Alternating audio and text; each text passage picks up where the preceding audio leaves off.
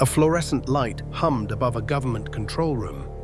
Rows of monitors showed power stations, communication networks, and industrial systems spread across an entire country. Everything looked normal. Then an engineer opened a file. Hidden inside thousands of lines of ordinary code was a small instruction. It was quiet, invisible, easy to miss. And if it ever activated, parts of the country's infrastructure could stop working all at once. The most alarming part wasn't that a foreign hacker had planted it. It was that one of their own engineers had.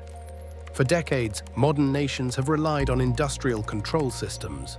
These are the digital brains behind power grids, water treatment plants, transportation networks, and communications infrastructure.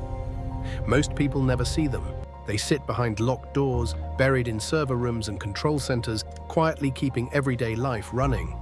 The engineer at the center of this story understood those systems better than almost anyone. Years earlier, he had become deeply involved in designing software used across critical infrastructure. He knew where the digital pathways connected.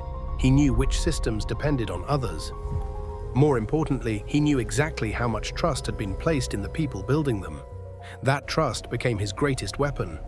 At first, nothing seemed unusual.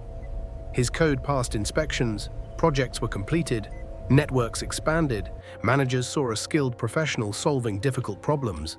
But hidden among routine updates and maintenance changes were pieces of code that served no operational purpose. Individually, they looked harmless. Together, they formed something else entirely. A kill switch, not the dramatic red button seen in movies. A digital contingency hidden within infrastructure itself. Under specific conditions, the software could disable critical functions, interrupt operations, or create cascading failures that would spread far beyond a single facility. Months passed, then years. The code remained buried. No alarms triggered, no disasters occurred. The engineer continued working while the hidden instructions sat dormant inside systems serving millions of people. What made the situation so dangerous was the engineer's position. External attackers face firewalls, monitoring systems, and security teams.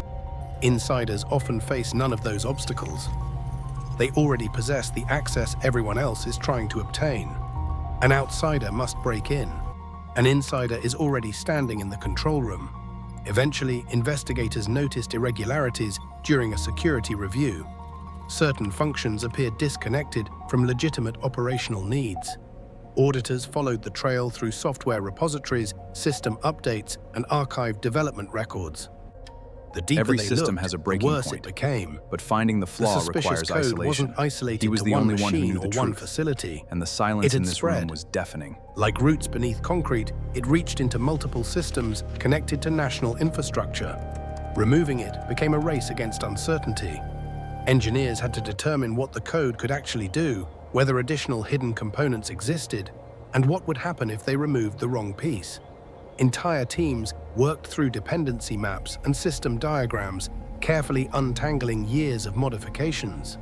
By the time the investigation concluded, the hidden kill switch had become a warning far larger than one engineer. The real story was never about a single piece of code. It was about trust. Modern countries depend on invisible systems built by people they may never meet. Every traffic signal, water pump, power station, and communication network relies on countless decisions made by engineers behind computer screens. Most of the time, that trust is justified. But the discovery revealed an uncomfortable reality. The greatest threat to a system isn't always the person trying to break through the front door. Sometimes it's the person who helped build the house in the first place.